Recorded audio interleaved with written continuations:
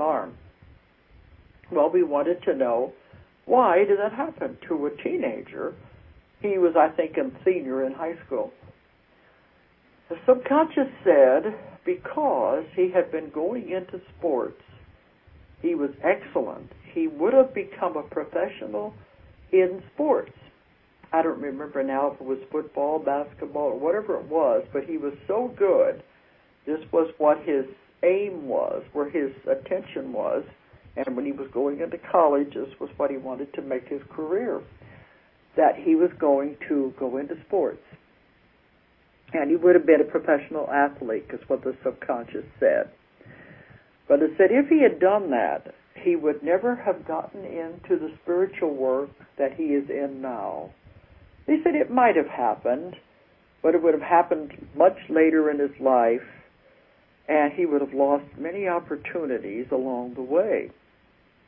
So it was decided to do this to sidetrack him from the career in sports, take him down in a different direction to where he would finally end up working in the spiritual field. And he'd adapted beautifully. But these are things you sometimes look at them and say, well, pretty drastic. Why in the world did that have to happen? I have one more that a man came to me, and he was on crutches, and he was getting around real good, but he said he had been a millionaire, and he was highly, highly successful. He was building timeshares all over the world and making lots of money. At the time that the accident happened, that almost killed him, he was in a private plane with just the pilot, and they were down in South America, landing on a small airstrip on the top of a mountain. It was in an area that he was considering building a timeshare in, and they were going in to look at it. And just kind of a dangerous place to land, but it was on top of this mountain. And as they were coming in, he thought it was strange that his friend, the pilot, was just staring straight ahead with his hands clenched on the wheel. And as they come in, they were coming in too fast. And he said, well, surely he's going to pull up and go around. But it didn't happen. As he came in too fast, he went off the end of the runway, off the side of the mountain, crashing down the mountain, finally hitting into some trees. The pilot was killed, and this man they thought he was dead also. He was severely mangled into the wreckage. So when they got him to the hospital, the doctors have all told him, you're never going to be able to walk again. Well, he said he knew better than that, because they said he had had damage to his spine, to his neck, and there was no way he could walk again. But he said, no, I'm going to rebuild my life. Well, he did, but his career was over, and he just never went in that direction. He went in a different direction. But when I saw him, he was using crutches, and it had been about 3 or 4 years. He could get around, but he had proved the doctors were wrong, and he was able to do it with his own willpower. But the subconscious, again, said this had to happen because he was making money and success his world. And by doing that, he was forgetting the important things along the way. His life had gone into the materialistic too much. Some of these cases make me wonder. I don't think there's anything wrong with being successful. I don't think there's anything wrong with making money. If this is the way your life is going to go, it makes you happy. I think it's trying to tell us, don't let that become your world. Don't let it become your sole reason for living, is just the accumulation of money and success. I think it means to think about other people, to think of how you can help people. Don't let it all become one-sided, lopsided. That's the way the pendulum goes that way. It can't balance out. There's nothing wrong with being happy and supplying money for yourself and your family, but I think it means there is more. There's some other things here that we have to focus on, that we have to get back to. What's really important is our families, our countries, just to focus on the real things in our life instead of being bogged down in the materialistic. Because I've had other businessmen come to me that were on the verge of having heart attacks because that's all they thought about was work, work, work. How can I make more money? And subconscious told them they needed to sit back, delegate the power and the responsibilities to other people, take time for themselves, because they were putting too much pressure on themselves. And sometimes I've said, you mean like stop and smell the roses? And they said, he needs a whole garden. They just get too involved in the materialistic. But I said, if you don't pay attention to what the subconscious is trying to tell you, it will hit you up the side of the head to get your attention. We don't want it to go that far. We don't want it to have to be that bad anyway. But these are just some of the cases that I've had. I've got so much material. Sometimes when I start these shows, I'll say, what am I going to find to talk about? Will I run out of things to talk about? I don't think so, because I have barely scratched the surface on the things that I really want to share with you over the next weeks. It's going to be a lot of things we could get into. But my books is just like writing puzzles. I can see pieces here and there. I find a piece here, I find a piece over there, and I put it all together, and it begins to make sense. Doesn't all come from one person. Strange thing has been happening as I work with this material all over the world. I'm saying this because I don't think there's enough time to get into some more stories. But all over the world when I do this, that's why I know it has to be real. I'm in communication with something up there that I call the subconscious, higher self,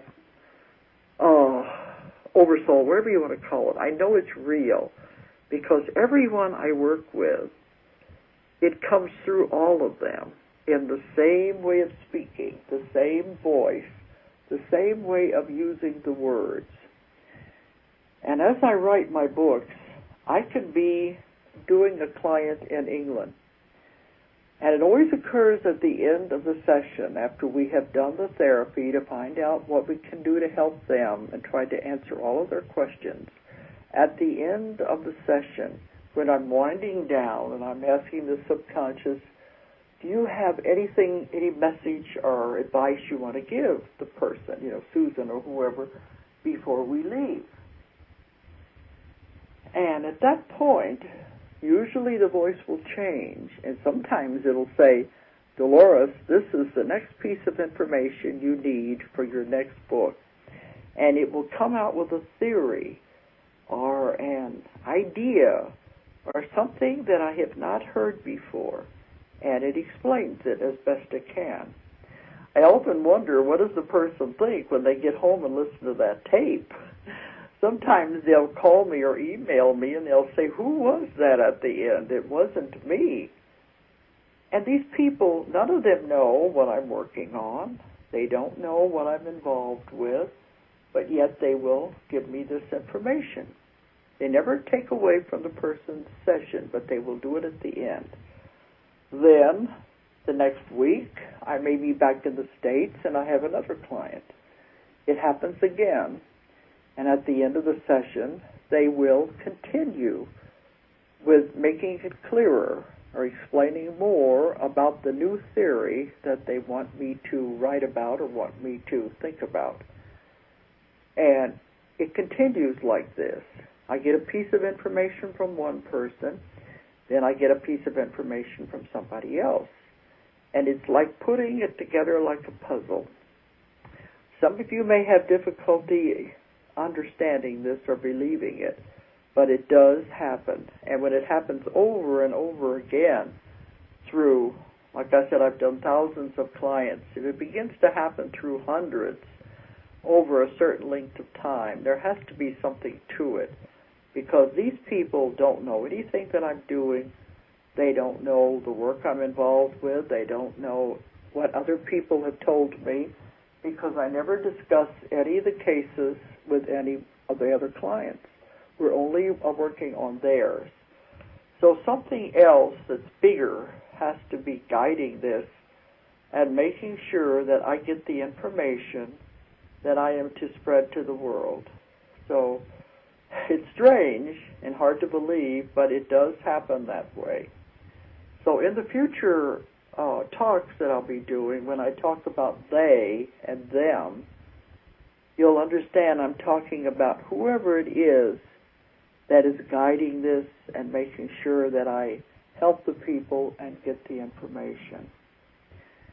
And believe me, it's a lot of information that's coming.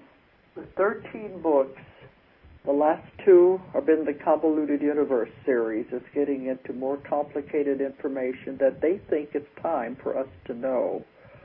And I've already accumulated enough information to write book 3 of the Convoluted Universe series. So they think it's time for us to open up to these complicated metaphysical ideas. And that's what I'll be working with in the times to come. During the winter, when I'm home and not traveling, that's when I'll be doing a lot of my writing and transcribing the tapes and putting the material together. So there will be more books coming from me. But also, our company is constantly publishing books that are thought-invoking, and those authors will be speaking on this show also. Well, anyway, the next week, the next show after this, I will be back in the United States, and we will be doing it with the live call-in. All right. If anyone wants to call or wants to find out more about the books and my schedule or anything about what's happening here, the number to call is 1-800-935-0045.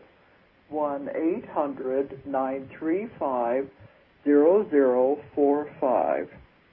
If you want to check on my website, the name of my company is Ozark Mountain Publishing.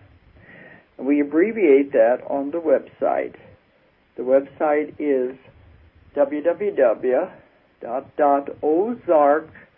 it's OZARKMT.com. The abbreviation for mountain. OZARKMT.com. Now, let everybody go, and I'll see you next week on the next show. I'll be back in the States, and I'll tell you about everything that has happened. So goodbye till next time. You have been listening to BBS Radio, a blogandservice.com production and a service to others endeavor. Thank you very much for tuning in to our radio program, and we wish you much peace and joy on your journey.